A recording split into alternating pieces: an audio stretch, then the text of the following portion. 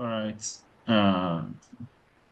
Good day, everybody, and thank you for joining yet another section of Data Fight Academy's Data Story Lab. This is the ninth edition. Very, very interesting. That we started this from last year, picking different topics. And over the course of the months, we've always tried to treat as many as possible. So I welcome you all once again. As is a culture for us, one of the things that we do at the academy, um, in resourcing harm of data fight is how that we pick issues that matter to the broader ecosystem, broader practice of writers, analysts, innovators, and the likes, even government institutions, CSOs, NGO, and every other institutions that phases between interaction with either the people, policy, and institutions. One of the things we try to do is pick every topic and see how best we can always at one point treat these things, how to address it, especially from the angle of how you work with data, right? Our idea for us is if we see data reflecting on every phases or every steps, or what should I say, every some people like to say socio-economic issues as it matters, right? Can we interpret that data in some form? Can we make sense of it as we want to make sense of it? And does it really make sense to us, right? How can we help everybody that has to do with those interactions of those data um, make a meaning out of the numbers that they see? And for us, this is why we started the academy. So over several months, we've looked at several issues: climate change, AI, data journalism. We've even looked at policies around government fiscal transparency. And by this, I'm talking about how we use data in all of those aspects to either tell a story, inform policies, make policies, and the like. So this is what, shall I say, another aspect again, where we're going to be looking at audit data.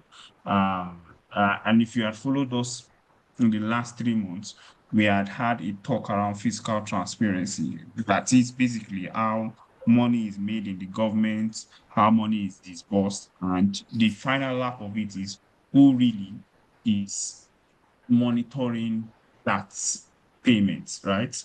And we want to speak to every agencies around it. So this is just one other time when we can share that knowledge. I'm happy to bring an institution, bring a colleague from an institution I respect so much, which is the PLSI initiative, right? And we're going to be talking with Mr. Monsuro Latunji, right, who's going to be walking us through what audit data look like. In fact, interestingly, I always say that the audit data for me is always two things.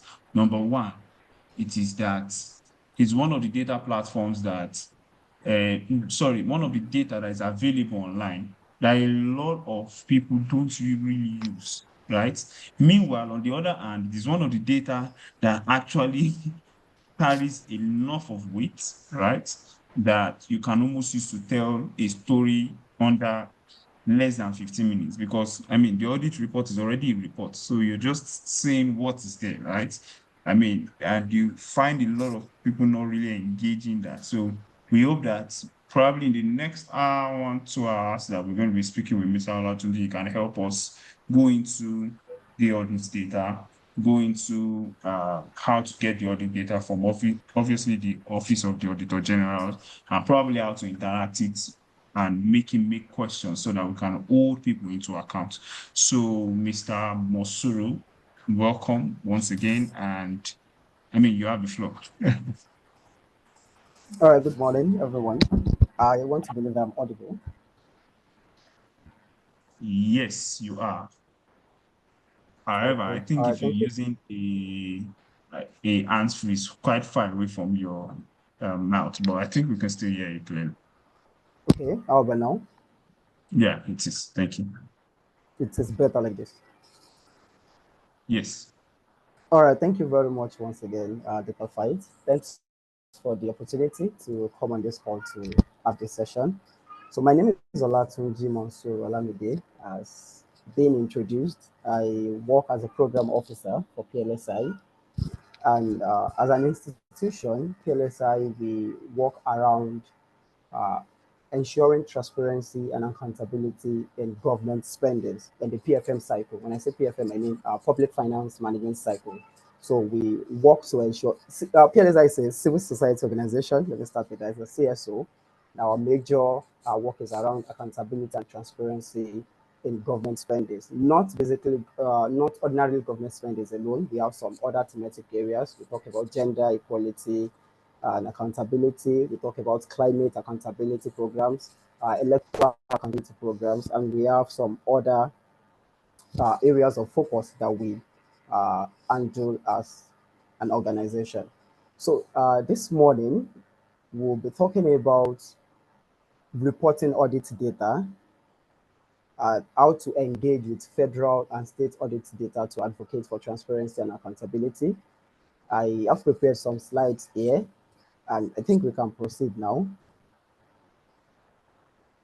So I have a little bit of overview. Sorry for this, but I actually prepared in preparation for physical session. So it was late this morning that I got to realize that it's actually a virtual session. So notwithstanding, it should still serve the purpose.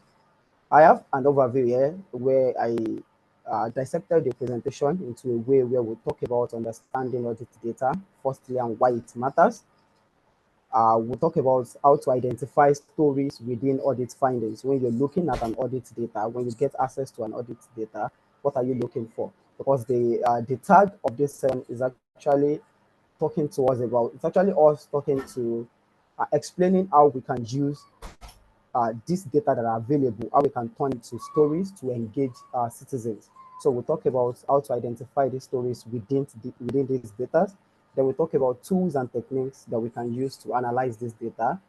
And then we talk a little bit about the ethics, accuracy, and the impact of what our stories are meant to have on the citizens that we are pushing it out for. Sorry, if at any point I am not audible, please kindly call my attention to that. I'm still on, right? Yes, you are. Yes, you are. All right, thank you. So, first things first, I want us to talk about public finance management, PFM, because what we naturally talk about is audit, audit, audit. And like you said in your introduction, before audit, there is something that comes before audit. You don't just audit an account, there has to be spending, there has to be a little bit of accounting, and there has to be a little bit of reporting before you can audit this said account. So public finance management, financial management, PFM, is basically how governments raise and how they spend and account for public funds efficiently and responsibly. So there are different components to PFM, but the main ones include budget preparation. This is talking about how you plan expected revenue and expenditure. So we hear things about Nigeria is exporting so amount of uh, crude oil, billions of crude oil barrels every month. We hear all these things. We hear about government generating 6.2. There was a news in there was a headline in the news like last week. They were talking about the uh, what's this name? I think NMDPRA that are in charge of NUPRC, in charge of regulating upstream sector in the Nigerian oil and gas sector. So I saw it on the news where they said they remitted 6.9 trillion in the last 6 months. So these are where government gets revenues from. So we hear all these figures, and we soon afterwards we hear about them preparing a budget. We saw it in the news. There's budget padding. There's all this stuff. So there's preparation where government talks about how much revenue are they expecting and how are they going to spend it. That is budget preparation. So they prepare the budget. I don't want to bore us into the sector, into angles around budget preparation. So budget is being prepared, taken to the House, reviewed, signed into the law by the executive arm of the government, meaning the presidency and the state governors for subnationals in the state sector. So after it has been prepared, signed, and accepted into law as an appropriation bill, so we move to where the budget is being executed. This is where we start implementing the approved budget. So we budgeted 2.9 trillion for Ministry of Agriculture, another 7.9 trillion for Ministry of Education. How are these funds being released to cater for the projects that are being scheduled to be done under each ministry? This is budget execution, implementing the already approved budget. Then we move to accounting. After we've planned, we've expended, we've spent, then we start accounting for how the budget performed. How did we spend this money? So this talks about recording and summarizing financial transactions. So we budgeted 7.9 trillion for Ministry of Agriculture. At the end of the day, only 4.5 trillion was released during that financial cycle. So how much of this 4.9 trillion was actually spent on specific projects that are put or scheduled in the approved budget? So we talk about accounting, then reporting. This is the stage. This is the starting stage of audit data, when they share financial performance and position with the public. Then auditing, independently reviewing records for compliance and accuracy. It is when auditing has been done, which is actually the last component of this PFM. There is PFM, public financial management, and there is audit cycle. I just feel I should put that in, because when I use the word last, so that we don't get the idea of after auditing, that is the last stage. Auditing is not the last stage. This is the last stage for the public financial management, but we have the audit cycle. It's another stage entirely that starts from when an audit report has been released to the public by the Auditor General, Operation Auditor General for subnational.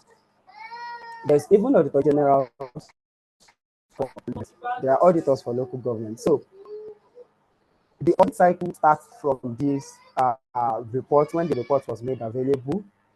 Uh, so we'll still touch more on that later. But for this, for the purpose of PFM, this is the last stage, which is the auditing.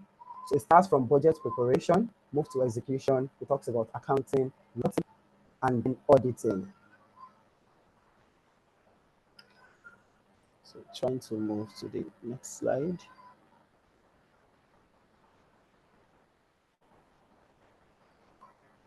So then, talking about public accountability, because we are making sure that we're using this audit data to ensure transparency and accountability in government.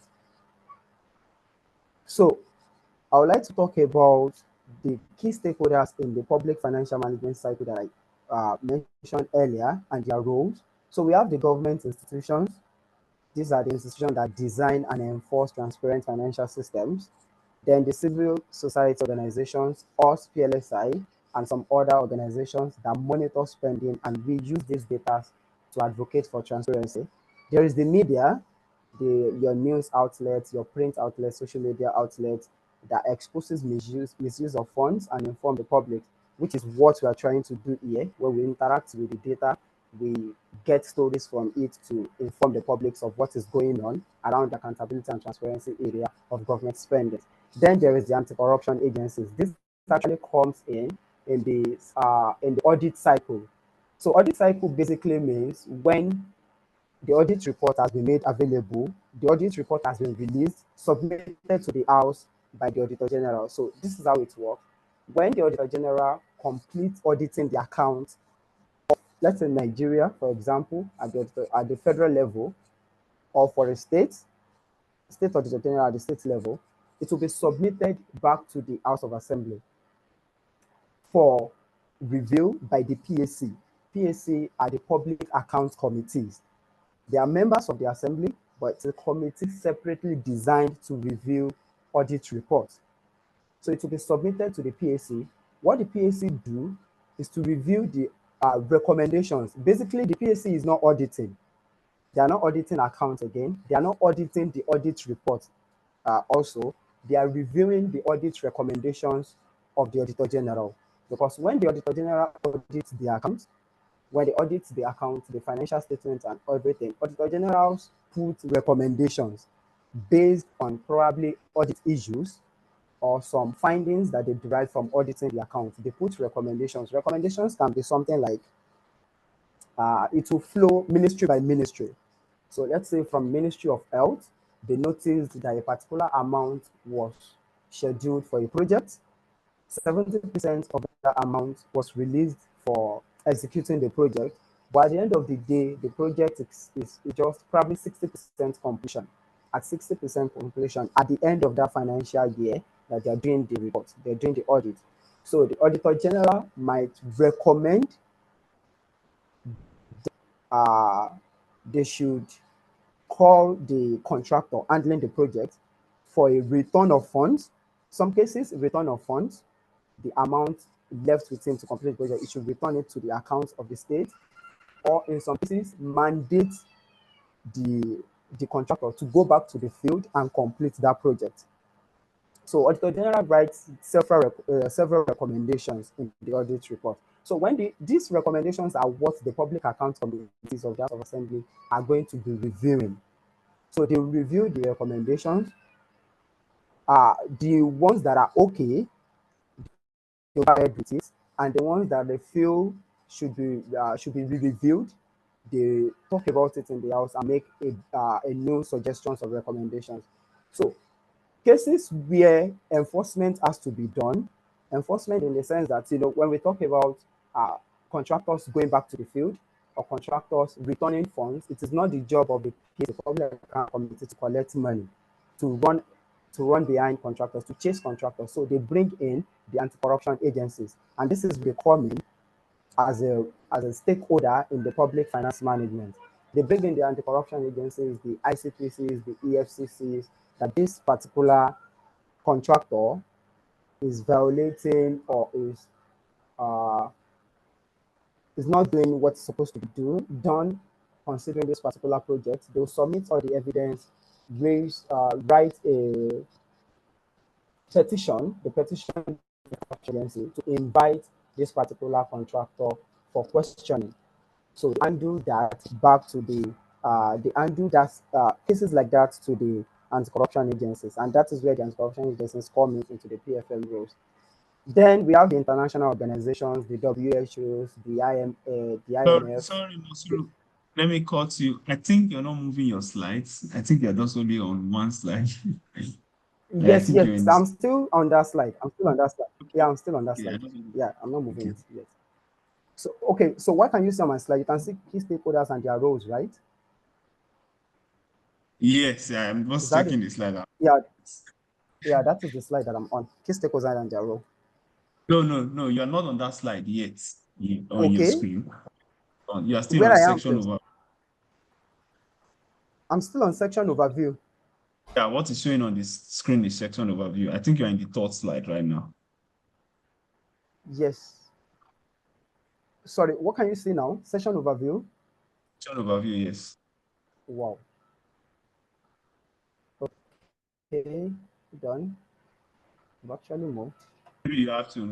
reshare it, I'm guessing. Okay, now you are on public accountability, key stakeholders and their role. Oh, this is what I was actually explaining. Thank you. Okay, so I was talking about the stakeholders in the PFM and their roles. The government institutions, who are the ones that design and enforce transparent financial systems, the civil society organizations like PLSI, our organization, and some other CSOs that monitor the spending and they use the result to advocate for transparency, to advocate for policy changes, policy updating, and all those stuff. Then we have the media, which are the media houses, the news outlets, the print outlets, and the social media outlets uh, currently available to expose the misuse of funds and inform the public of what is going on in the government spendings. So we have the anti-corruption agencies. These are the ones that investigate and prosecute corruption. So it is on this point of anti-corruption agencies that I was trying to explain how they fit into the PFM, into the public financial management. So I had to link it to the audit cycle. That the audit cycle starts from when the audit report has been made public, has been done, completed by the Auditor General of the Federation or the State Auditor General for the subnationals. So when that is available, it is being passed to the House of Assembly. There's a committee in the House that we know that is known as the PAC, Public Account Committees. So their role is to review the recommendations of the Auditor General, because when an Auditor General is auditing an account of the state, they write recommendations based on key issues that they found while auditing the account. They write recommendations. Recommendations can vary from calling a supposed contractor working on a project to go back to the field to complete it, or to return the funds that are meant for completing the project. So recommendations can vary from that. And recommendations can vary up to the point of inviting a director of a particular ministry to come and submit some certain documents that were not available at the point of auditing the account. Because there was a day I was going through uh, a particular Auditor General's report. It was an engagement with the Auditor General's office, the stakeholders, the public finance management stakeholders in, I think, Niger State. So we're going through that account. I was pointing out the fact that there was no audit recommendations. And I was being told that the reason why there were no audit recommendations is because most of the recommendations of the Auditor General has been reviewed, later reviewed.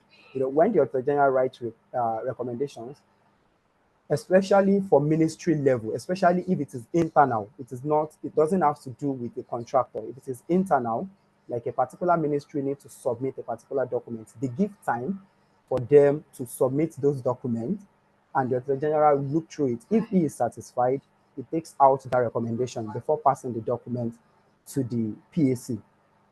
So once the document is in the hand of the PAC, they review the Auditor General's recommendation and act on it. Then cases where they have to prosecute corruption, the cases where they realize there's a kind of corruption being ongoing, so they involve the anti-corruption agencies, the ICPC and the EFCC of our own, talking about Nigeria in perspective now. So they petition the ICPC, submit details based on Auditor General's recommendation and their own review of the recommendations. They submit these details to the ICPC, to the anti-corruption agencies, for them to pursue and prosecute that angle. Then we have the international organizations, the IMF, the World Banks, that provide funding and technical support, and they try as much as possible to promote best practices, international practices for these stakeholders and their roles. Sorry, can we see my next slide? Talking about audit data and why it matters. Yes, yes, yes. Okay, so now, away from giving a backstory to how the public financial management works and how the audit cycle works, to talking about why we are actually here, the audit data and why it matters, before we even talk about how to engage it or how to translate it into stories. So audit data are the facts and figures collected during a government or organizational audit. So they show how money was received, spent, and managed. And it helps to review whether funds were used properly, wasted, or they were misused. So this is basically audit data. So these are facts and figures that are collected from government or organizational audit, and they are meant to explain to us how monies that was received, in this case, probably an agency or a ministry, the money that was budgeted for them, the amount that was released, how they spend it, how they manage it, and this would help us reveal if the funds were used properly, if they manage it properly, if they wasted the resources, or there's an issue of or an element of corruption in the course of spending. So in short, the audit data tell the story of how public money is being handled, how our money is being handled by the corridors of power. So it also reviews how public funds are managed. So audit data shows where money comes from, how it's allocated, and whether it is used for the intended purposes. It exposes inefficiencies and misuse, strengthens transparency and accountability. So by making government's financial actions visible, immediately citizens can see how their money are being spent, how the money are being received, managed, how they are being managed through the use of audit data. It promotes transparency and accountability. So it builds trust in a case where the money has been spent judiciously, where we can see where the money is going through, and we can actually see the progress and track the project that are being meant for, it actually promotes trust within the citizens. But in a case where the audit data are being kept or something shady has been going on, it even allows citizens to now run a little bit of oversight on these institutions in power. So it also empowers citizens and journalists. In this case, access to this audit data and findings will enable the public and the media to demand for better governance and highlight area needing reforms.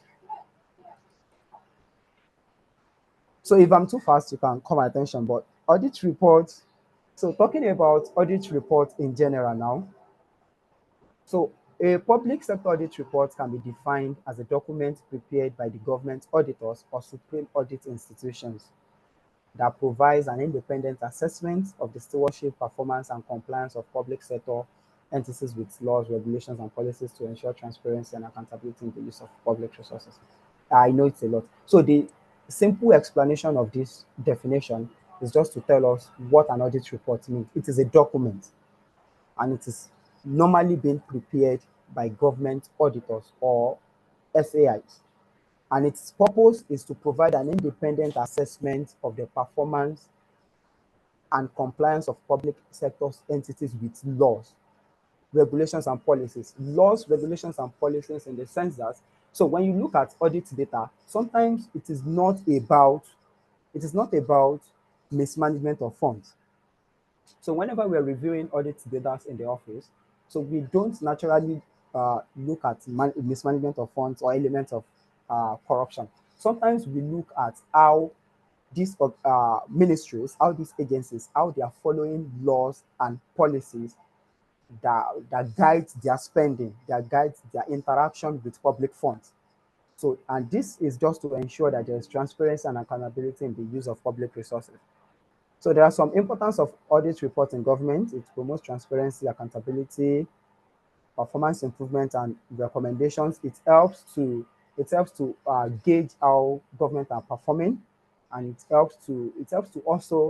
allows us to even give recommendations if there are areas where we feel they need a little bit of, just to allow our voices to be heard, and also help us to evaluate policies. I talked earlier about not just looking at mismanagement of funds when interacting with audit data, but also look at policies if policies are being implemented properly. So in a case where some policies are not being implemented, so it allows for policy evaluation in that sector. So there are some types of audit reports. We have the Federal Auditor General report for Nigeria and some other countries. There is the State Auditor General report. There is an audited financial statement. Audited financial statement simply, the difference between an audited financial statement and an auditor general report is the recommendation.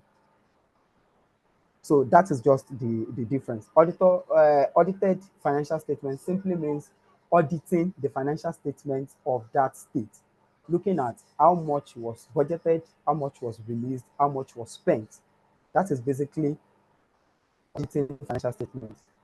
Then, but Auditor General's report now covers an audited financial statement as well as Auditor General's recommendations after the audit. So we also have the performance audit, which is actually looking at not just the spending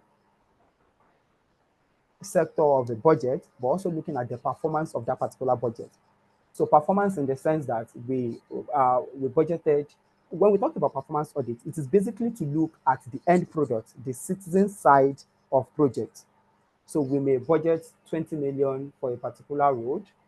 So while auditing, a normal auditing, we budgeted 20 million for that road, actually road project.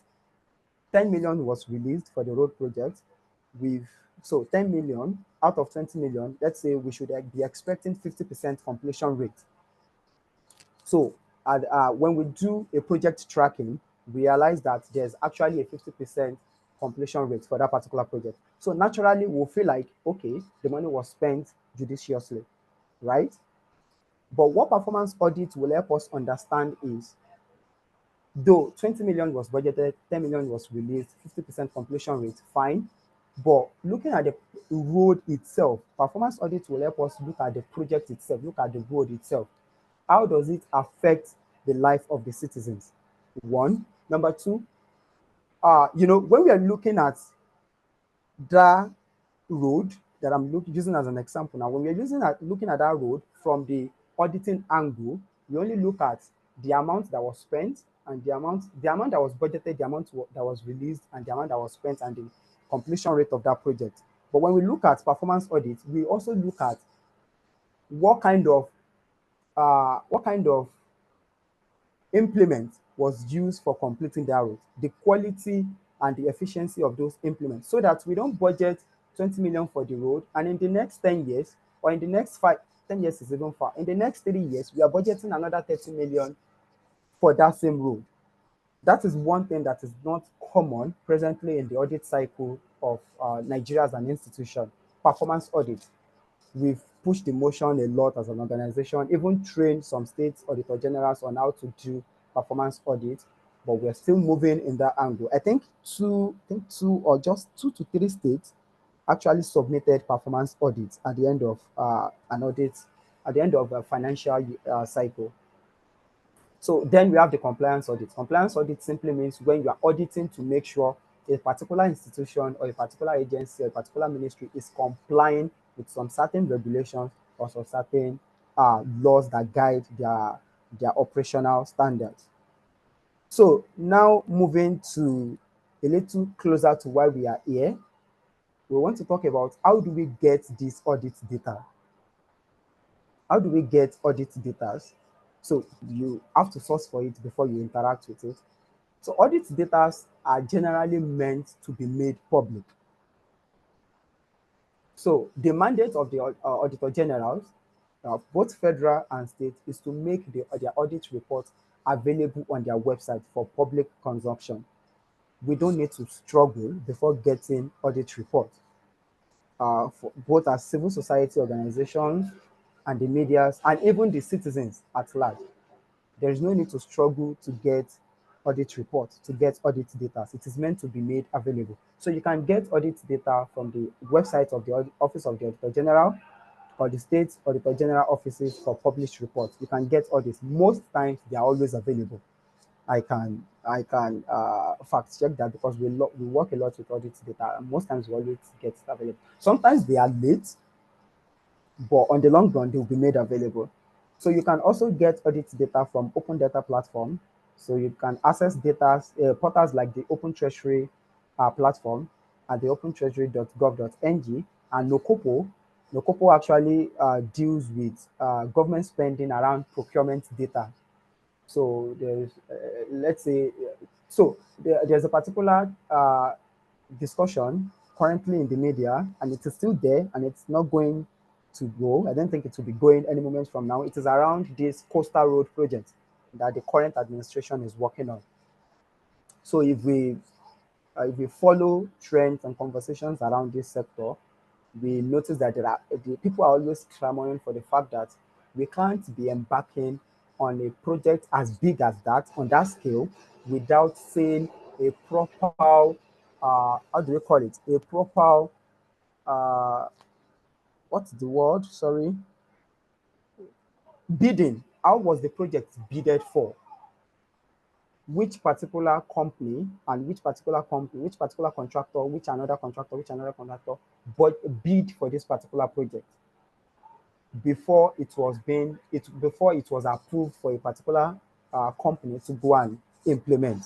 So if you want to get data around procurement, around bidding for government projects or for government uh, contracts, Nokopo is the best bet, is the best platform to get this information. So we have civil society platforms. You can use tools from organizations like DataFight, like Budget, especially the tracker angle of Budget. I love what Budget is doing with that tracker. So you can also access the ICRL data hub for simplified audit findings and visualized data. So Budget will help you, and DataFight, and also PLSI. I don't know why I didn't include that. So PLSI will help you with simplified audit findings and something that you can visualize, so you don't have to go through the process of looking at the whole complete audit data, Auditor General's report for each state or for each or for the country. So there's also the Freedom of Information Act that was passed, I think, 2013 FY. So there's a Freedom of Information request, and this come into place when data is not public. Let's say you are looking for a particular data of a particular state and you can't find it. You've checked their website, you've checked everywhere, you cannot find it. So journalists and citizens can file, you can write an FOI request to demand access to audit and financial information because it is our right.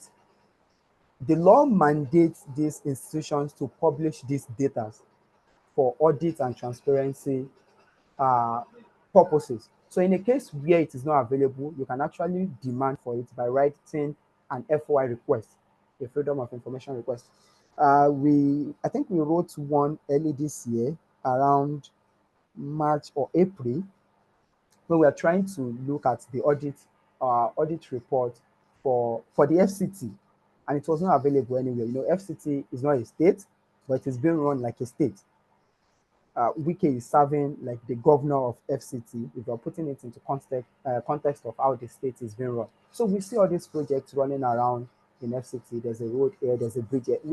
As a matter of fact, the minister of FCT is actually uh, is either flagging off a project today or commissioning another project tomorrow. But it begs the question: where is the audit? Who is auditing the account of the FCT? So we couldn't find the data anywhere. So we had to prepare an FOI request to the minister of the FCT to send it a request for the copies of the financial information, audited financial information. And in a case where it has not been audited, request for an audit for a financial statement of the account of the FCT. So we wrote that. We got a response, but we're still working on it. We didn't get the desired response, and that happens when you're dealing with government institutions. So just to point it out, you can actually request for this information by writing an FOI request. Then there are also media and reports that you can review, credible investigative reports or press release by the analysis recent audit findings for insights and trends.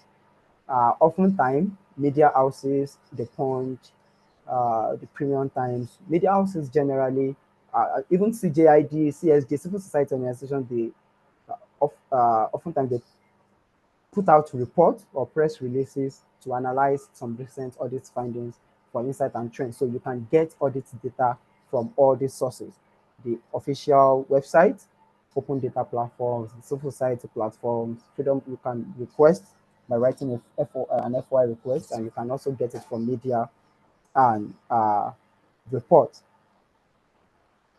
So when you get an audit data, what are you looking at? So we are moving closer to how to engage with audit data now and how to turn it into a story for public uh, publication or public interest. So how do you interact with this audit data? What are you looking for? When you get an audit data, in this case, we'll be using a report of a state, an Auditor General's report of a state as an example.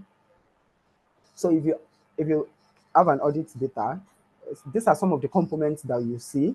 You see the title and the cover page. There's an executive summary that summarizes what happens within that financial year. The Auditor General summarizes everything.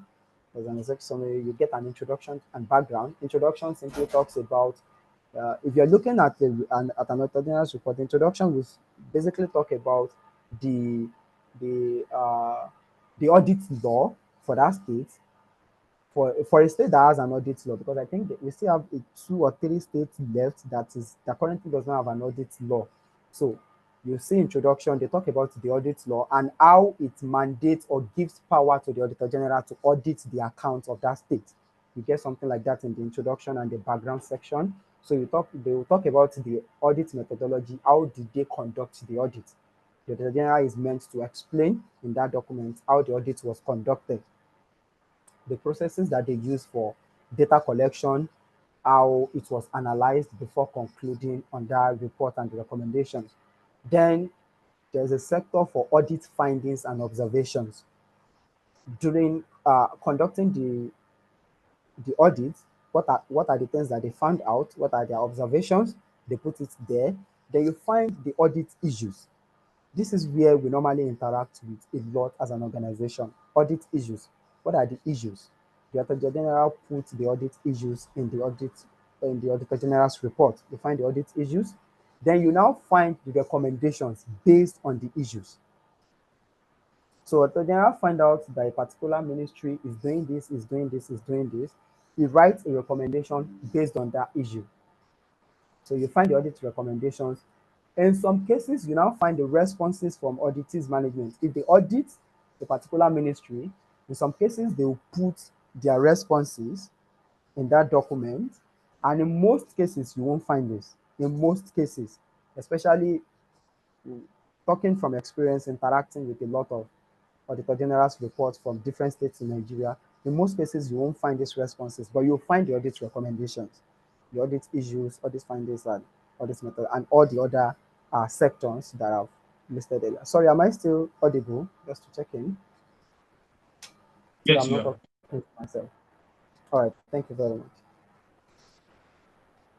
So like I said earlier, I prepared this slide to undo a physical session. So I have a copy of uh, of an audit report here that I was hoping to present while taking the session. Can I do that? Just to give us a feel and a look of how an audit report actually looks like. Yes, you can. If you can share that screen, it's no problem. Okay, I have to stop this here and share another screen. Let's know that we can also use our chat box if we need to ask a question. This is just to regulate because over time we have always had infringement of voices. So we can always use our chat box to, drop our questions, or if we need to ask a question, we can just signify by raising up our hands and I'll just unmute. Thank you. Can we see my screen? I'm currently sharing a report of the Auditor General on the accounts of the government of Ondo State. Can we see my screen, please? Yes, I can see it from my end. All right, thank you. So this is the Auditor General report for Ondo State. I also have the Ekiti State here. So this is how an audit report actually looks like. So Auditor General's reports. So we've talked about all the sector. They will talk about the submission of reports, how the report was submitted. I respectfully submitted the honorable to the submitted to the assembly. The accounts were examined under my supervision. This is where I talked about them stating the laws that give them the mandate to audit this account. The section 125 subsection 2 of the Constitution of the Federal Republic of Nigeria, 1919 as amended. So they talk about what they audited, the annual financial statement, and this is the introduction, like I said earlier. So the objective of the audit scope, this is talking about the methodologies, what the audit captured and how they conducted the report. So the audit was conducted in accordance with international standards, specifically the ISSAI 5300, which talks about the guidelines on information technology audit, and also the ISSAI 5310 that talks about the information systems security review methodology. So they will talk about the methodology that they used, their findings and observations. This is the findings and observations.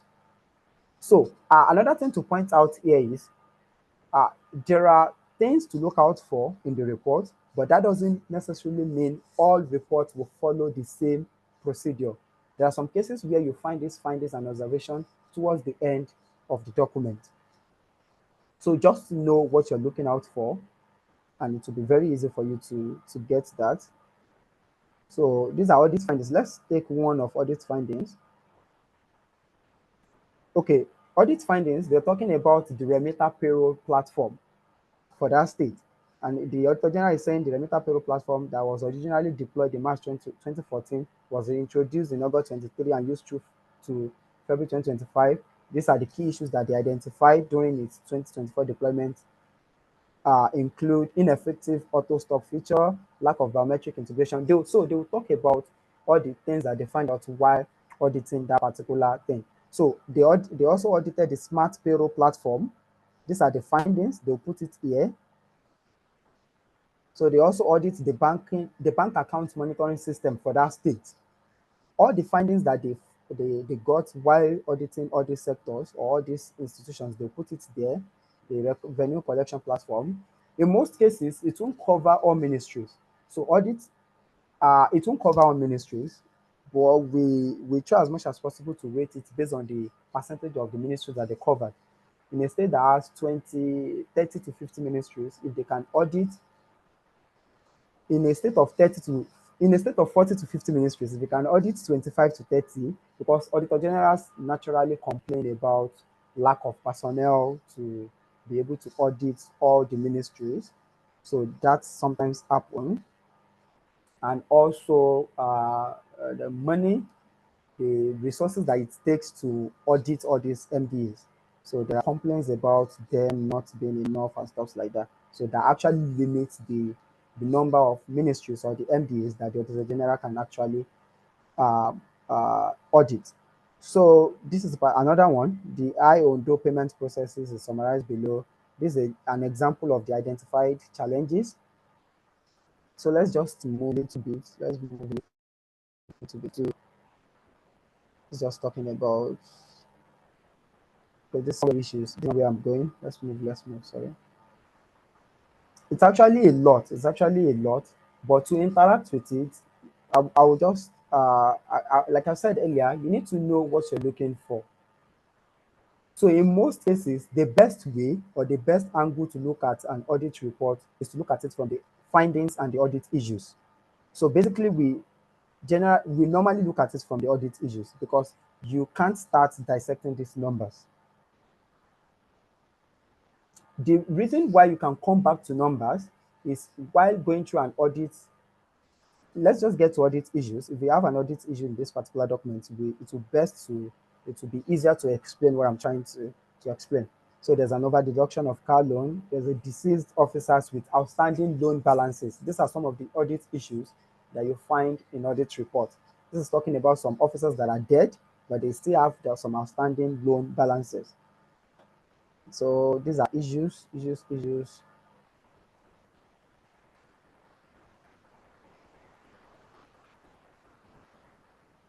So, okay, this is talking about infractions, payroll infractions. This is not where we're going. Sorry. So, like I said earlier, the audit institutions based on MDAs or agencies. You can see here, this is number one. This is for the Teaching Service Commission for that state, TESCOM. This is for the Hospital Management Board. This is for the Ministry of Health. This is Ministry of Works. So that is how the Ministry of Justice, that is how they audit institutions, MDAs, and agencies. So, and sometimes you find this audits of capital projects. The reason why I'm showing this is, like I said earlier, the best way to interact with audit reports is to understand what you're looking for. What are you trying to look out for? Are you trying to look out for capital projects? Or are you looking at misappropriation of funds?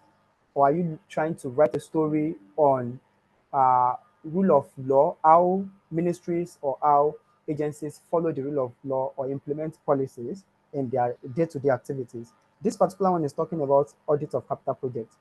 So, and it is basically under the Ministry of Land and Housing. So they started from talking about the outstanding matters from the 2021 Auditor General's report, and this is 2024. So which simply means this is a recurrent issue in the affairs or in the books of the Auditor General for that state, for Ondo State. So they talk about the construction of government house annex in Alagbaka, Akure, the non-availability of procured items embedded in bills of quantities. So let me just read this. So they said audits observed that certain items like vehicles, laptop computers, Android tablets, furniture, and fittings were listed as part of contract bills of quantities for various projects, but were not found during physical project verification. This right here is an audit issue. So when they were submitting bill of quantity for that project, they listed vehicles, they listed laptop computers, Android tablets, furniture, and fittings as a bill of quantity, something that has to be paid for. So they've paid for it, but while they were doing a physical project verification from the audit office, they realized all these things were not present. So they write the details here and they total the amount. This is 72 billion or million, 72 million. So these are current issues, projects yet to be completed. So on and on and on and on and on. I'm trying to see if we have audit recommendations. This is acknowledgement. This is the audit certificate. And bam, that is the end. Let me try to look for. So in cases where you don't find an audit recommendation as a part of audit document, if you ask questions, basically what they will tell you, naturally it should be there. I don't know why they're not putting it. There should be a recommendation, but sometimes they include it as part of audit issues, like I like we passed through here. Some audit issues here, sometimes they give their recommendation based on the audit issues. They give what they want them to do. I'm trying to see if there's a case where, okay, this is another one. Let's look at this. So here they're talking about there's an abnormal changes in pay groups. So while doing the audit, they realized they detected there some irregular changes in the pay group categorization of some officers during the year under review. So this is now the recommendation. They are telling the accountant general to provide the authority letters or approval that justified such pay groups. That's what I'm trying to say, is that in some cases, you won't find the audit recommendation separate as a sector in the audit report. Sometimes they incorporate it into the audit issues. So they'll write the audit issues, they write the issue, and they'll write their recommendation, what they want the the affected MDA to do in that sector. So this is another one. So they were auditing a deduction report. While auditing the deduction report produced by the Office of the Accountant General, it was revealed that they were incomplete and unreliable. Some significant variances existed between reported figures and the audit finding on a monthly basis. So when they review of a sample review, so they were saying what the Accountant General reviewed was incomplete and unreliable, that there's a variance between the reported figures of the Accountant General and what the audit findings have earlier revealed on monthly basis. In this case, they ran a monthly basis on that particular account and they found some discrepancies between what the reported figures from the Accountant General and what is actually happening. So they now posted a sample because they can't do a month by month analysis in this document. They posted a sample of the June that year, that there are 3 staff members from the state audit reported unauthorized deduction into unapproved cooperative societies. Their names, along with their state audit, city, and CS accounts, were missing from the June report. There are some also additional discrepancies that were listed here. So they were now writing the recommendation that they're recommending that the Accountant General should investigate and address the irregularities highlighted. The Accountant General should provide detailed records of deductions affecting the state audit, city, and CS, including evidence of any refund made, and the Accountant General should also ensure that there is full and consistent access to the deduction report for audit purposes. So in a case where we're still going to get to that point where we try to turn this into story headlines, because that is the one of the basis for this meeting, is to try to understand audit data and how we can turn it to stories. We can get headlines and stories from there. So these are recommendations. I'm just trying to point it out here that in some cases, you don't find recommendations separate as a sector in the audit report. And in some cases, you still find audited financial statement. In this case of Ekiti State, they even impute the financial accounts into the audit report. This is the details of fund utilization from January to December. I'm trying to see.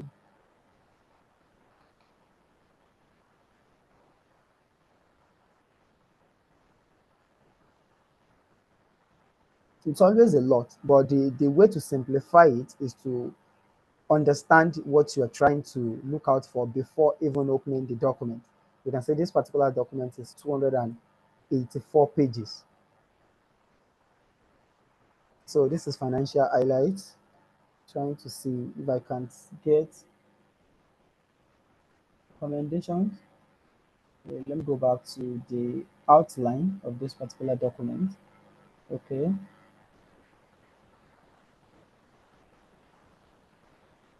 statement of financial position, statement of financial performance.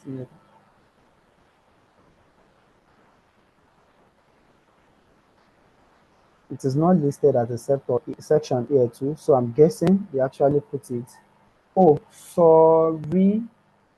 I actually opened a financial statement. Sorry, this is a financial statement. It is not a report.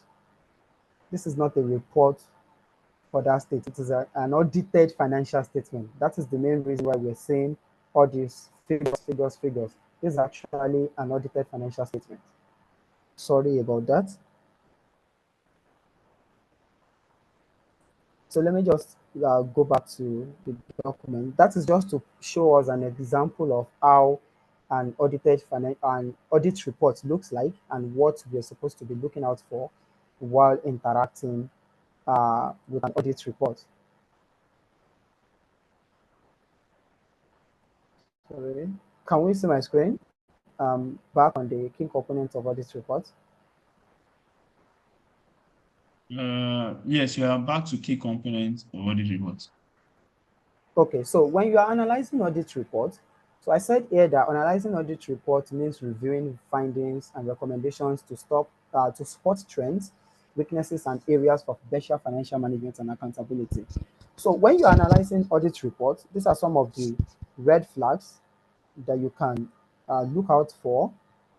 Missing documentation, we saw an example in the Auditor General's report that I showed us where the Auditor General is requesting for a particular missing report from the Accountant General's office. So you look out for missing reports. There are cases of over expenditure or underutilization. There are cases where you see unretired advances or cash advances. There are cases where a particular MDA is giving an advance money to we a typical example is how it happens in a normal organization. The finance person in that organization is being given a certain amount of money to hold on to, probably for a project that you have ongoing. So at the end of the completion, that particular finance person is supposed to come back to for audit so that they can know we gave you 50,000 or 50 million at the beginning. You spent 40 million. You need to remit 10 million back into the account. So there are cases where you find unretired advances. There are places where you find contract inflation or duplication, delays in project execution, and some unauthorized firement. Firement simply means transfers between MDs. There are cases where you find some unauthorized transfers between Ministry of Agriculture to the Ministry of Health and vice versa. And cases like these are some of the red flags that you can look out for while interacting with an audit report. Then we talk about tools and resources for analyzing reports. There are some financial analysis software like Microsoft Excel, the SPSS, depending on which particular software that you are conversant and familiar with.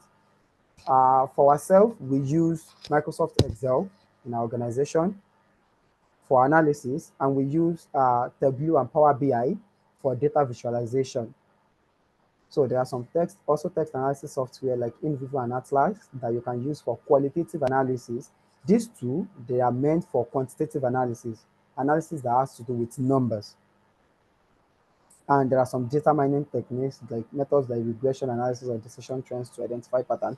And if you are not conversant with all these tools and you want to interact with data, you can start by using your eyes.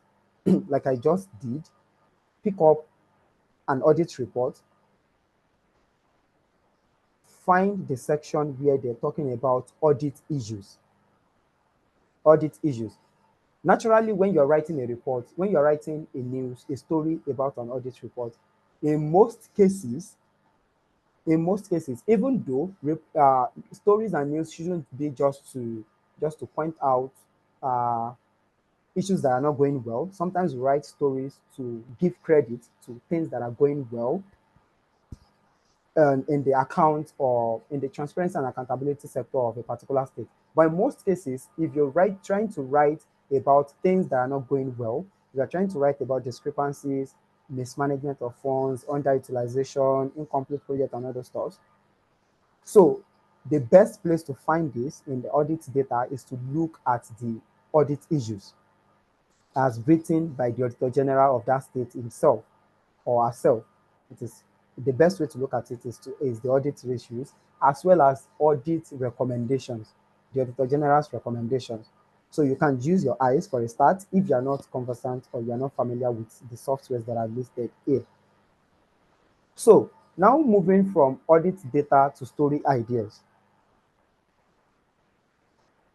So we look at, you're looking at an audit data, you're looking at the report of the Auditor General, in this case as an example, and you're trying to move from just interacting with that data, turning it into story ideas.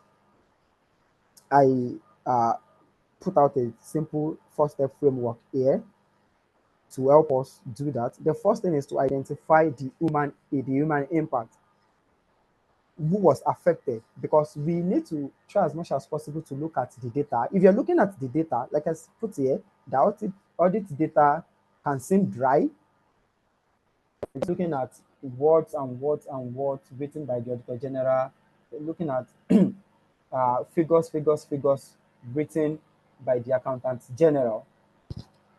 So, but behind those figures, there's a person or a community affected, and that is where the story actually lies. For example, you're looking at the ministry, you're looking at a report, an audit data, looking at Federal Ministry of Health or Ministry of Health for a particular state, and you saw that there was a project uh, listed as a line item in the budget. Probably they're trying to construct 7 new primary health centers in that local government. That is the project. That is the budget line item. And it will cost a total of 50 million. So the hypothesis here is that the whole 50 million was approved for that budget, for that line item. So they are planning to build 7 new primary health centers budgeted for 50 million, and the whole 50 million was, let's say, was approved or was released for the project. And at the end of the day, the Auditor General is now writing that after reviewing the project, they realized that probably just two primary health centers were completed out of 7. So looking at it, those are just figures. They are just monies, numbers, figures, project, and all this stuff. But we need to look at it from the angle of the impact, the human angle of it. So on the surface level, 2 primary health centers completed from 7 out of 7, which simply means 7, let's put it on a local government level, 7 local governments, 7 different primary health centers, 2 completed, which simply means 5 different local governments are not going to enjoy the benefit of a primary health center. And the meaning, the basic meaning is that citizens from those 5 communities will not have access to basic primary health centers and the benefits that they're supposed to get from attending an health center. The pregnant women in that community may not have access to adequate care. The infants in that community may not have access to drugs and all those stuff due to the unavailability of that primary health center in that community. So it is now moving from just a primary health center, and it is moving down to the benefit. What are the impacts on the citizens of that community? It is easier to look at it from the angle of we are constructing a road, we are 70% done. But when we start looking at it from the angle of the 30% that were not done, or the 70% that we completed last year, and we already have big potholes on that particular road, what are the chances of people having accidents on that road? What are the chances of people losing their lives on that road? That is where we start moving from just audit data and figures into the stories. We need to look at it from the angle of the impact that would translate on the citizens or on the people of that particular community that are not getting that primary health center after it has been budgeted for by their government and the money was released for completing of those projects. So identify the human impact, one. Two, look for systemic issues. Is this just a single thing or it has been a recurrent issue? It's a repeated irregularities. Don't forget, now we are trying to move from just looking at data, trying to find story ideas from the report of the auditor general that we are interacting with. Then you move on to the focus on public interest. What does this misuse of funds means for the citizens? If you budget 300 million to put drugs in our hospitals in the state and someone misused those funds, sorry, what does it mean for the citizens of those states? It simply means they're not getting the required drugs at a particular time, which may result to death, which may result to severe injuries, different life complications. So that is where the story starts coming in. And the last part is to make sure that the story is grounded with verified facts. So when you interact with those data and you are picking your headlines based on the effect that it is having on the citizens, you don't just pick those headlines and dump the data. So you'll find that particular data into your story to make it verifiable. And you try as much as possible to quote your sources. So next slide is turning audit data into an headline. I try to set an example here.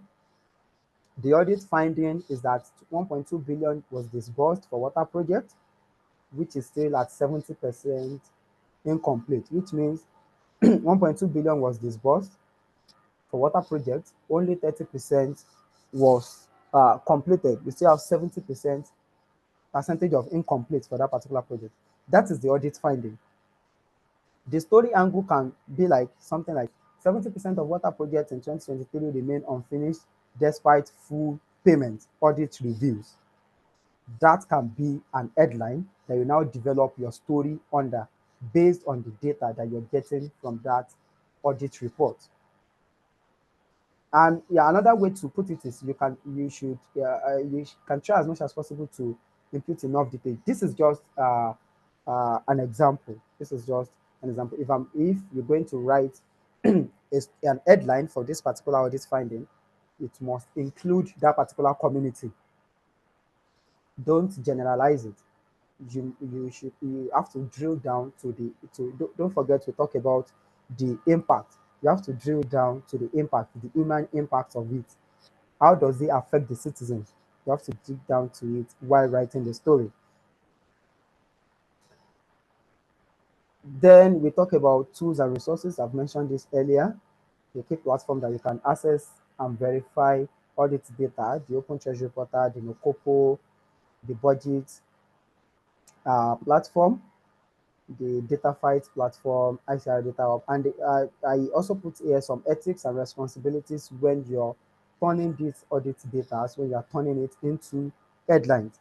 You need to make sure that you verify before publishing in order to avoid defamation of character for individuals or organizations, companies, as well as probably some ministries. You try as much as possible not to publish unverified information. You try to contextualize the numbers. Then protect whistleblowers or sources, and you use findings to educate, not to expose. So the reason why I put this here is that it is important to try as much as possible to use your findings to educate the citizens. Oftentimes, based on our work at PLSI as an organization, what we've realized is the fact that the Nigerian populace or the citizens, we still need a lot of education on the angle of the affairs of government. You see a situation, it is only in Nigeria you see a government building roads and the citizens are rejoicing. Fine, they should rejoice because they will enjoy the benefit of it, but they are not asking the, the important questions. It is not just to rejoice that your government is building roads. There are some questions, there are some underlying questions that we need to ask on that project, which is the reason why I put it here that we should try as much as possible to use our stories to educate. Because we realize that a lot of Nigerians still need education, a lot of education, in order to engage properly and not just to expose. We're not trying to expose. In as much as we are exposing irregularities, the main purpose shouldn't just be exposed to expose. The main purpose should be as much as possible to educate the citizens. I mentioned earlier that you should look at it from the human angle. In most cases, the reason why I'm hammering on the angle of educate is the fact that in most cases, the most main reason why some citizens are not demanding accountability and transparency from their government is because they don't understand how it actually affects them. They don't understand channeling their their suffering, or how do I put it? They don't understand channeling the effects of these things in their life. They can't understand draw a parallel line. Let me put it that way.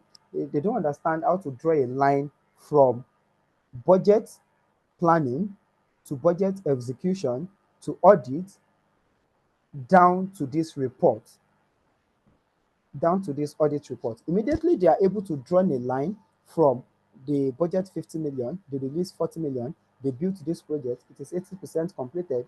If it is 80% completed, it simply means I'll go to the hospital and they may be performing a surgery on a patient, on a brother, on a sister of mine, or a family member, and NEPA will took the light. Because in that project, the 80 million that was budgeted for that project, 5 or 10 million of it was meant for solar installation of solar panels into that public health center, so that when they are performing surgery or when they are attending to a person, when they are trying to deliver a baby, NEPA won't took light. There will be solar light or solar panel to generate electricity for that public health center.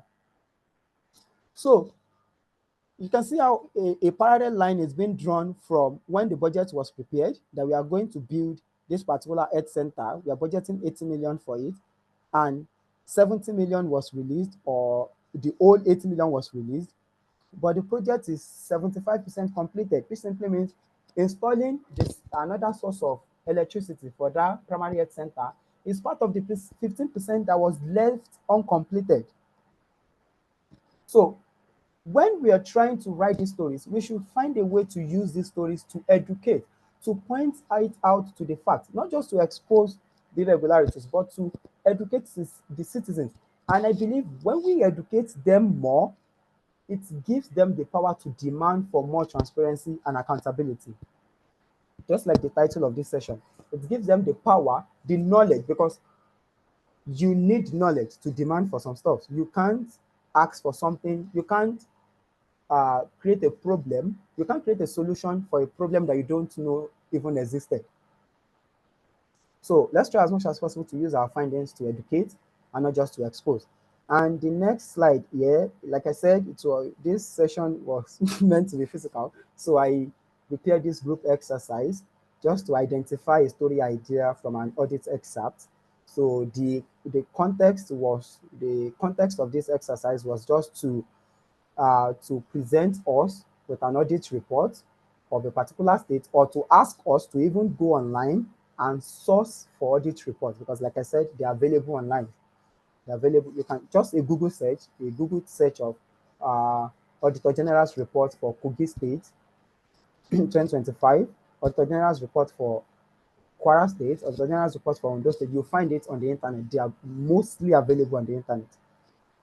So this group exercise was meant to guide us into the process of sourcing for this information. After sourcing them, getting them, we now look at it together to look at basically from the angle of audit issues, because we wouldn't have enough time on that session to look at it from the audit issues, point out irregularities. We try to read, analyze, and understand the provided audit data. So we try to identify the irregularities, and we use that to propose a. So this was meant to be an exercise which can still be conducted when you're interacting with this document. Then lastly, I put out how to sustain accountability reporting. The first thing is to make sure that you collaborate across media and social civil societies. Data Fight collaborating with PLSI, which is generally common. You try to track government response to audit recommendations. So when you write the report, and this brought down to publishing follow-up stories. When you write a report on a particular misuse of funds, you don't just write that report and put it there, write that story and put it out there. You try to follow up, you track government responses to public to audit recommendations. If there's a correction, or if there's an act that has been done on what you write about, there's a new update, you try as much as possible to publish a follow-up story, and you should try to use the storytelling to sustain public attention. So some simple key takeaways from the session: audit data equals to roadmap to accountability. When we have audit data, it gives us the power, it gives us the ability to better demand for transparency and accountability from our government. So every figure tells a story. They are not just numbers. They are not just words in the audit report. They are they are story of how government decisions, how government dealings, how they are affecting our lives as a citizens or as a people of that community. So every figure tells a story. 50 million is not just 50 million. It translates to a primary health center that was not completed. It translates to a borough project that was not completed, which is limiting the community to having access to quality water for drinking. So every figure tells a story. Then transparency requires persistence. PLSI has been, this is last month we celebrated our 9 years. We've been in existence for 9 years. So we've been talking transparency, talking accountability. It takes persistence. It doesn't just happen in a day. So when you're writing a story too, trying to interact with audit data, trying to translate audit data to stories and headlines, it's a continuous thing. It takes persistence. Then data journalism strengthens democracy. If we use data to write our stories, it strengthens democracy because we are looking at it from the angle of transparency, accountability, from the angle of government dealings to publish our stories. Our stories are not just articles; they are data stories, data backed or data driven stories. And I think that is the end. Thank you so much for the opportunity. Thanks for listening. Then we'll take questions and possible comments. Thank you very, very much. Thank you. I really appreciate. I mean, okay, I was about to say a lot of persons can give their thumbs up, but I mean, I'm already seeing a lot of that. Thank you for running us through. I probably just wanted to show. I know you were trying to show something across the state's audit reports when you now mixed it up with the financial report. So I tried as much as possible to open one here. Okay, Okay. let me see. I don't know if my screen is audible. Okay, but I think I did Yes, this. yes.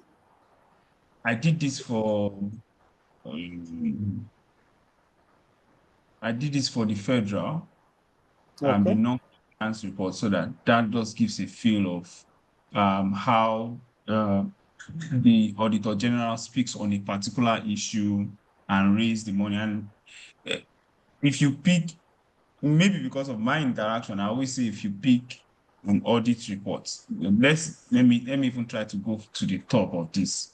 so that someone can have like a good idea of what we're saying. Um, so this this audit right now, just a minute. I'm trying to like go to the top of this. Aha.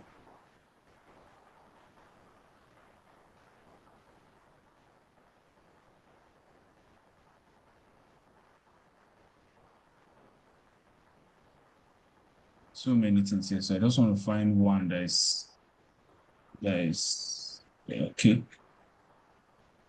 I think I'm close. Aha. So let's take for instance now. This is on the National Pensions Commission, right? And you just find issue one, non-remittance of IGR, which is almost about like 4 billion, right? And you just begin to read what the auditor said. Oh, paragraph something or something is saying this, that you guys didn't remit this so money. By default, it means that, I mean, if I get you clearly, I probably wanted to talk about it. Default to be saying that they didn't remit this particular money. One of the questions we can begin to do as journalists is where then is this money? If you guys didn't remit it, right? And I think a very sensitive thing around working with audit is always seeing that every auditor general will always submit the report to either the MD or the states and will expect a response. And always seeing that, I mean, some of these, they don't actually give a response. It almost gives a little tint of, okay, so we queried this figure that was missing in your financial document and you guys didn't respond to it. Is that something a journalist might want to pick up, or things like this is another issue, irregular payment of unapproved allowances, which is running over 400 million. So what did you guys use this money for? And I'm saying that if one sits down with this, you will find things like payment for this, payment for unnecessary travel, payment, you will find MDAs, like I'm even saying institutions, like one of the last time I worked on audit reports, I think it last 2 years or so, we started absorbing a lot of schools, Uni Abuja, Uni this, Uni that, federal institution of this, and we just collated all those institutions, right? And saw several irregularities in how, when they were making money, how it was appearing and the likes, right? And those kind of issues that you were making reference to, if I were going to ask that, that's what I just want to make. Okay. Sorry, am I still audible?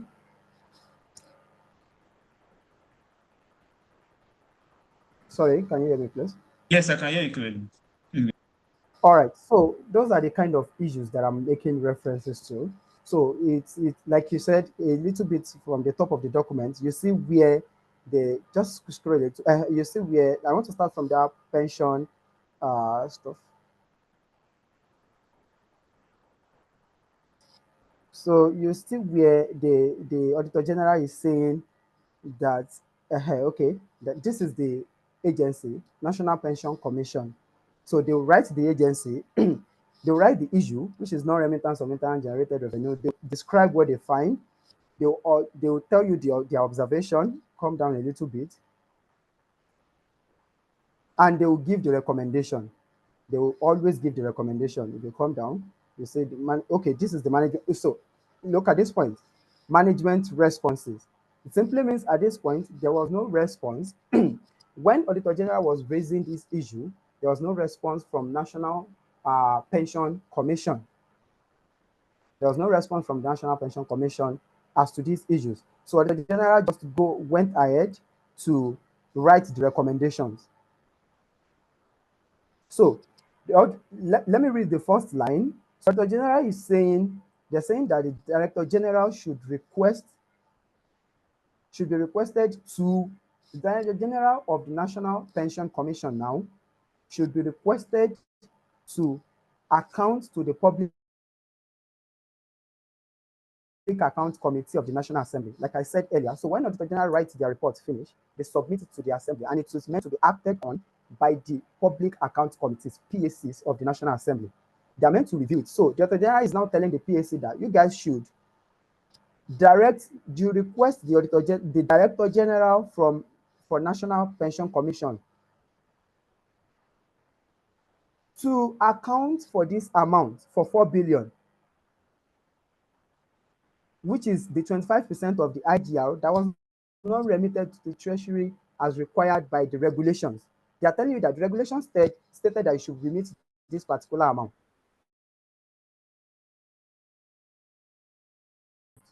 It's not remitted. We've done our findings, we've realized this. PSC not remitted.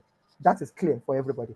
But where we have problem as a nation, Nigeria as a nation, is the fact that our PSC have not been discharging their duties efficiently, which is boiling down to the question of, you see all these issues. Sorry, is my still on? I'm getting a notification of low network bandwidth or something. Am I still audible? You might see perfect. Okay, so you see issues you see all these issues, and you start asking what is going on, what is being done to all these issues. So that's where the PAC is coming for the federal as well as the state. It is mainly their role to question this particular, auditors have done their job here. We've done the audit. We find these irregularities. We are even giving you the recommendations. This is what you need to do. It's left for the PAC. But what we've realized as a nation is that our PACs are not effective. Not effective in the sense that they are not doing what they're meant to be doing. For example, on the 23rd of July, PLSI, we put out a press statement for the first time, hear this, for the first time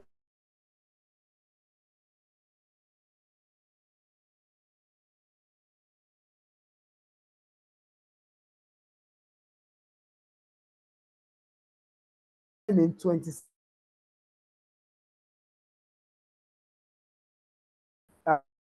Nigerian House of Representatives, Public Account Committee of the for the first time in 20, Nigerian House of Representatives completed the audit cycle. This sense means that when they got this report from the Auditor General, they acted on it. They indict those that are meant to be indicted. They recover money that are meant to be recovered, and prosecute those that are meant to be prosecuted. Of course, with the help of the anti-corruption agencies. So that is when the audit cycle is completed. So when they simply means they acted on this report. From the press statement, PLSI wrote, for the first time in 26 years, the Public Accounts Committee of the House of Assembly has completed the audit cycle, indicting 31 MDAs for over $103.8 billion and $950,000 in financial infractions for the first time in 26 years. That is just to tell you that we keep putting out audit reports from the Auditor Generals, keep submitting are being done. Which is the main reason why you see a particular the example that I posted earlier from the Auditor General's report of Ondo State, which is the reason why you check Auditor General's report of Ondo State and you see Auditor General making mention of something from the financial year, from the 2021 financial year. Let us put it into context. I'm the auditor that I audited that 2021. The PAC acted on it, invited the accused in that session, or acted on it, asked questions, and follow it through to the end of that audit cycle. They followed it through, charge those that are meant to be charged, recover the amount that are meant to be recovered. This particular thing will not pop up again in 2025 audit report from 2021. But to answer your question, the main problem or the main issue here is just that our public accounts committees are not effective. They are not effective. That is just a simple answer to your question. So that is the main reason why we keep having all these issues, all these infractions in our audit report. We keep having it year in, and we keep seeing all this amount. Thank you very much. I mean, I was also going through this, and maybe I don't know if I need to reiterate this, that I know audit report comes out every year. One of the challenge we would always have is, especially for the federal, I mean, is the fact that it is being delayed. By my definition of it is being delayed. This is 2025. I think the last that had come out is 2022 or 2023, one of it. 2023, Yeah. 2022, 2023. 2022. Okay, I think 2022. Yeah. 22 So or 23, yeah. yeah, it's just one of them. I know one came out very recently. So I mean, just putting out this story around, like we see on the screen, Federal Ministry of Humanitarian Affairs not pay a payment for a program that was never completed. This is an homegrown feeding program, right? So just even publishing this, because there's a saying that audit report is always a report. Is by default, audit report is like an investigative report, right? Yes, So yes, you yes. are writing it as a news story. You are, I mean, so the interesting thing about this is the fact that everyone, every minister or ministry or knows about all these infractions, but all they hide behind is the fact that there's nobody to directly point it out. I know that one for sure. So because you find journalists disinterested in having to read a long should Audit I say, reports. you see numbers flying everywhere, then they are not patient for that. Then you begin to say, okay, they know we are not that patient to read all this. So imagine just someone picking as much as screenshotting what is on the screen right now, putting it out, and tag it to audit report. They are almost after you. But then one of the things you use to defend yourself is it's a public information. Whether I reported it or I didn't report it, it is a public information, right? And let me just yield the floor to anyone so that, I mean, I know we have taken a lot of your time, but yield the floor to anyone who is also interested to asking questions. Um, Maybe the first question I always like to ask is, where can we get audit reports? Um, I know PLSI has a platform, or let me leave you to answer that. I know you have a platform that collates some of this, but let me leave you to answer that. And if we can always put out that link so that people can always go download it by themselves. Okay, getting audit reports. Like I said, audit reports are public information. They are meant to be available by default from all ministries. Sorry, all states. State auditor generals are meant to put out audit reports every financial year, as well as for the for the state, auditor general of the federation. So you can always get it online. Generally, I think I will let me get this link that collates. There's a particular platform that I normally use that collates all all reports, but basically they're available online. A simple search of Kano State audit reports will take you to the Kano State website where you can get the audit report if it is available at that particular point. Sorry, I can see your hand raised. You can go ahead and ask your question. So you can get audit reports online anywhere. Just search for it and you have it. But for PLSI, I will drop our URL, plsiinitiative.org. You'll scroll down to where we have audit data. Sorry, am I okay? I'm not sharing my screen. I wanted to let me try and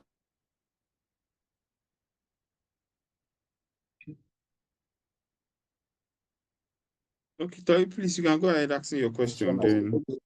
Then, Thank you so much for See, the insightful yeah, section. So, can I go ahead, sir? Okay. Can you hear me, sir?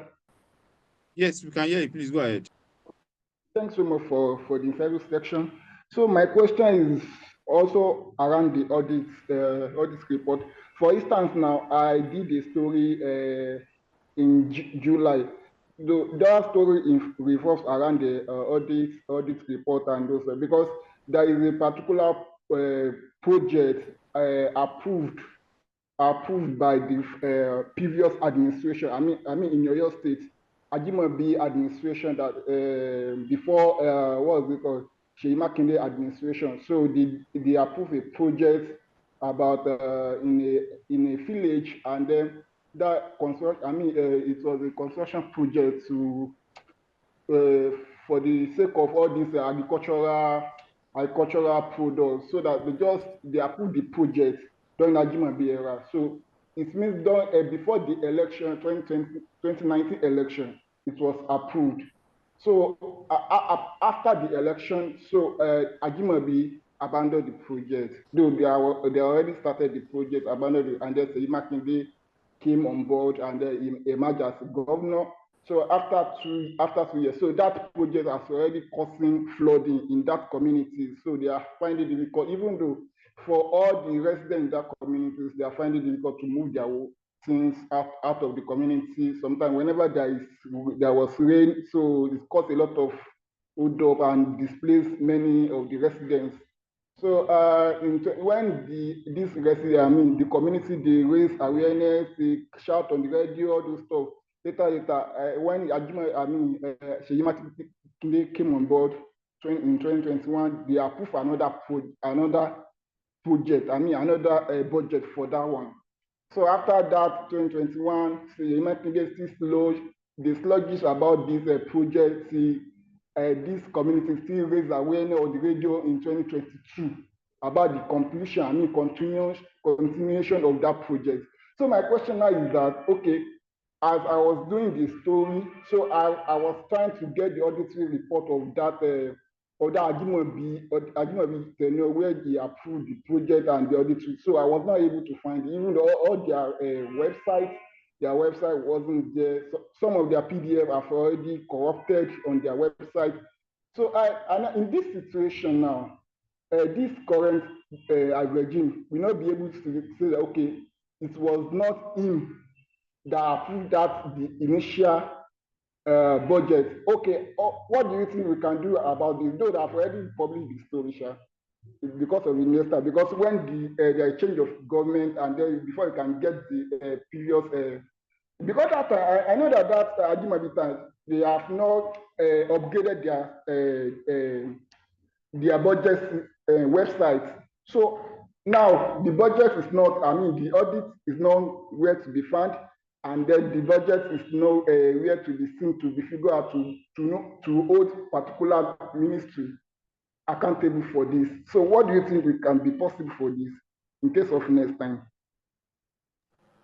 Okay, so that's a little bit a lot, but if I try to conceptualize your question, so one thing about Nigeria is a very unique nation in the sense that we all know what is right, but we hardly do what is right. Let me just put it out like that. Like uh, I think Kenny was saying earlier, like he was saying earlier, you find a case where an audit report of 2021 will be released in 2023 when people that actually worked in that ministry at that particular time, some of them have been transferred, some of them are already close to retirement, they've retired in the next 1 year or 2 years, or in the next 3 years when the report is coming out. How do you now track what happened 3 years ago when I'm just getting the report this year? That is a systemic thing in Nigeria, and I believe it is intentional. It is intentional in the sense that they want limit to the number of informations that you can have at a particular time to ask questions. So in this case, the only answer that comes to my head, I'm leaving the floor open for anybody that may have a contribution, but the answer that comes to my head in that case is to just write an FY request. At the point where you are looking for, you said something about looking online, you cannot find the data, most of their PDFs have corrupted. The only solution there is to write an FY request to the said ministry, requesting for documents around that particular project. If it is corrupted online, it can never be corrupted in their own records. The reason why I was saying in the course of the session that we should try to use our story to educate, sorry, is because most people don't even know that they can write an FY request. I mean, Nigerians in general. It doesn't have to be journalist itself. It doesn't have to be a CSO. There's a particular guy on Twitter the other day when the news was flying around that the federal government said they've disbursed so billions of money to, I think, 20 million Nigerians or something. This was just a current news of, let's say, 4 or 5 weeks ago. And the guy posted it on social media that a copy of the FY request, that he has already sent an FY request to National Cash Transfers Commission and the Federal Ministry of Finance that they should provide the list of the beneficiaries in Nigeria. So that is a simple case of you being demanding for accountability as a citizen of the country. But you'll find out that the FOI request may never be replied to. That's just to tell you the case of the kind of country that we find ourselves, which is it's a normal thing. You said you've disbursed money to 10 million Nigerians. They are not ghosts. You should have a data of the kind of people that receive the money. Just do a Google spreadsheet or an Excel sheet and send the details out. Let's all see it. But no, I don't know if that answers your question. In the case where you are looking for something, the best thing is to just file for an FOI request and hope they respond to it.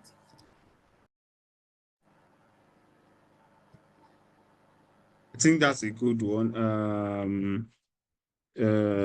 Yeah, I know how that feeling could look like when you find insufficient documents. A lot of times, what I will always advise from my end is sometimes don't be so narrow around looking for documents. I know how many documents that are not available on one person's website or the state's website that are available on other persons. But maybe because over time, I had worked with a lot of data documents. So I kind of always keep a repository of 2, 3 alternatives that I can always use to get that document if the actual main site does not give it to me, right? Before I can now, because sometimes, and I say this as someone that over my daily course of activities, I go through um a lot of documents. I mean, sometimes more than 10 in a day, right? So sometimes if you don't get yourself familiarized with them, you might even actually miss out on what you're looking for. But sometimes they actually don't publish it, like Masura said, they actually don't publish it, right? And which is a thing you have to always put at your reference of as a reference in your investigation that, oh, this document after several search was not published. The day they publish it, always make sure that you tie that, you do at least a simple short story to tie that, okay, this is the missing piece to that particular thing that helps answer these particular questions and like. A final question, someone said he wants to make a question. Mr. Clement. So you can try to unmute yourself right now.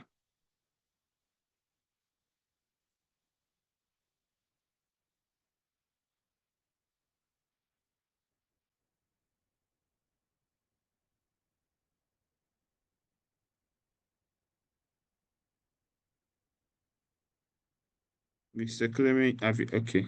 I think he was trying to make a suggestion on. So Yeah. I dropped the link in the chat box, which is the Nigerian Governors Forum repository, where you can also get some data if you're looking for data. Okay. Thanks so much. Okay. So since The if Mr. Nigerian Clement Governors can't go Forum again. website, the repository where they dump some. Uh,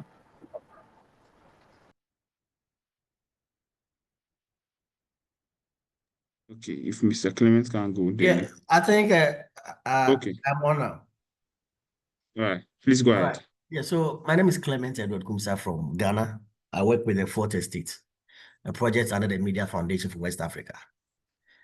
Well, I must say, audits report and its related reports in each country may a bit vary, but I must commend the presenter who just gave us the training. Also in Ghana, well, for my end, I think I always say it is the most consistent document that can give journalist stories each and every day. Because sometimes we do investigations, so when my sources are delaying the investigation, I just tend to the Auditor General's reports we have, in fact, my office, we have a chunk of it. Sometimes the governments or the state actors can be very funny. I remember there was a report uploaded on their portal one time. I went through and I didn't download. I just went through live, like just on the website, then closed it. A week or two later, I went back, the report is vanished. But interestingly, when I was going through, I was already having an interview with someone online. So I was recording my screen. Then I forgot to actually close the software when I finished the interview with the gentleman. So when I opened the Auditor General report online on their website, not knowing, the screen recorder recorded whatever I was doing, whatever I was reading. So when I didn't find a report, I was like, how come, the 2 weeks later, I didn't find a report? How come I saw this document? Where is it? I sent a message, I sent a letter to them requesting, they said, yes, they will get it back, they will get it back. Guess what? The report got back to the website and some details were missing. A report has already been filed, submitted to Parliament, or yet to be submitted, had some details vanished. Now I turn my focus on the Auditor General itself, the office, not even the report now, asking that I once saw this document, this portion in the report. Now the one I've downloaded is no more there. Where is it? So I must say it is something we journalists can actually have as one of our, at least if you don't have any story idea, the Auditor General report can give you a story idea. Because in Ghana, in Africa, the infractions are crazy. Some things, you just see something that baffles your mind. Like everything, this is something that anyone who thinks he's going to be patriotic as a citizen should not allow it to happen. But if you take the Auditor General report, you will see them happening. We recently published a report. We took over 10 years Auditor General's report, try to identify some tax exemptions we keep giving to some foreigners coming to the country to work, to establish businesses.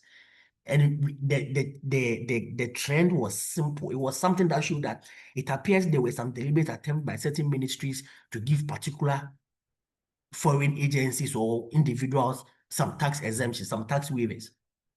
So I think it is not far from the truth. It is actually the truth for whatever the presenter, all the things the presenter said, that if you don't focus, the softwares may do the work easily for you. But for my end, I think most often than not, my eye is the best software I have. Because if you don't see the thing yourself and you give it to a software to look for it for you, you have to give command to the software. You have to give prompt to the software. If you don't know what you are looking for, you can't actually prompt it. So I think for my side, I always say my eye is my best software. I have to identify the issue even before I think of any software that can help me break it down. So I must commend the organizers of the training. I think this is an eye opener, and I think when the final recorded version is uploaded to YouTube, I think we should make it a point to share widely to a lot of media people to know about it, because if all your stories, all your sources fail, I think your last resort as a journalist will be the Auditor General's report. Thank you. Thank you very, very much. And I really appreciate that. I really appreciate that very well. Okay, I'm seeing designer. Let me try to unmute you, then we can just take that and take it a day. Okay.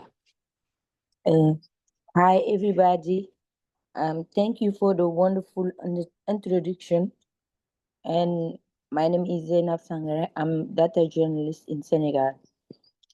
We have tools such as Notebook KLM. I don't know if you know that, but they Yeah. are not reliable. So how can we analyze report for easily to provide our reader with essential information using reliable data from the report? That's my question. And after, how can we do easily read and report like journalism, like economic journalists or data journalists to take the important data for people who not understand technically many thing of economical rules. Yeah, that's my correction. Thanks. All right. Let me just reply to that. First off, I maybe okay, so I'm going to drop my mail first off in the chat box. If you can, and I'm speaking in regards to Clement and Zangai. I'm going to drop my mail. You can please shoot me a mail. I would really love to talk with you. See how much we can collaborate. Um, please shoot me a mail. I mean, just a simple introductory mail. I'll see how we can connect. And one of the things we want to try to do is also try to form data collaborators across other countries. So that would really help me answer questions that even goes to Zanga to say, how do we now interpret several data across several economic issues and sometimes using AI tools. I know that we have discussed this in several other sections in past months, but I mean, and I can't always, can't use the next minutes now to go over all of those. But then, if there's a way we can collaborate with interested journalists, 10, 20 in your network, in your country, it might be obviously an online thing, and have to working with you to see if we can equip you with data interpretation based on our own study, based on whatsoever and on what we have done over the years and see how, I mean, basically share resources on how data is being interpreted, especially to address several socioeconomic outliers. We would love to do that. Personally, I work as a data journalist. I can tell you that as we're training, I was also working on a data story. I'm also looking forward to sometimes in November producing a very long report around the audit of the federal government. So yeah, Monsuru, I'm going to be back to you by November, right? So I want to see how we can produce a long audit. That story had been on my neck for a couple of months, but I think I should be finished in November and we have time to produce that long data story that helps. Okay, when you see the story, you will read it. Right? So, I mean, over time, what we're going to do is try to shoot stories over time to see if it can help out to give people a template to how they can always report stories, work with data, and over time listen. So please, Zainab Sangri, if I'm not pronouncing that name right, please shoot me a mail. I look forward to hearing from you. Mr. Clemens, please also shoot me a mail. A simple mail. We'll find out time to talk and we see if we can get interested persons, organize a small training based on what you want. And we see if we can also, between countries, collaborate on if we already have an audit issue or an audit transparency in Ghana, for instance, and that transparency is not here in Nigeria. I believe we can do a story such that we can always leverage on what is this country doing that Nigeria can learn from, right? What is this other person doing that, we can learn from, right? And see how we can always collaborate on stories like that. See how we can always collaborate on stories like that. And I'm sure that if we bring out that idea, if I'm working with you on that, I'm sure PLSI is always going to be available to drop in their few notes to see how they can also help us in magnifying that story. So please, I look forward to hearing from you very soon. I don't know if you have anything to say, Monsuru, so that we can round this up in time. No, I would just say thank you for everyone that was present, and thanks for the opportunity for allowing me to share a little bit of this. And I want to charge us not to not to relent. It's actually not a sprint, it's a marathon. So it's something that we have to keep engaging and engaging and engaging. So thank you, Data Fight, and thanks to everyone on the call. Thank you very, very much. I believe everyone saw my mail. If you need to reach out to me, we're building an academy website where we can always make all of these slides available. Yes. Very soon you're going to start getting the slides. We're going to shoot you a mail so that you can always see the slides, download them. You have access to the recording between now and Monday. The recording is going to be uploaded on Data Fight Academy. You can always go on our YouTube channel, see our recordings, see past recordings, right? And always engage with it.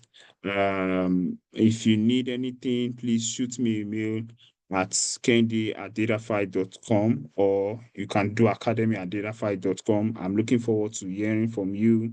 Just a simple mail. I would reach out, schedule a meeting with you sometimes next week. And we can always talk on how to collaborate on stories. If I don't see your mail, be very sure that I'm going to also shoot you my mail. Right. So and we can always have a section to talk, collaborate with you, collaborate with your newsrooms, collaborate with your team of people, and see how we can help introduce what we do over time. Thank you very much, and I look forward to hearing from you. Bye-bye.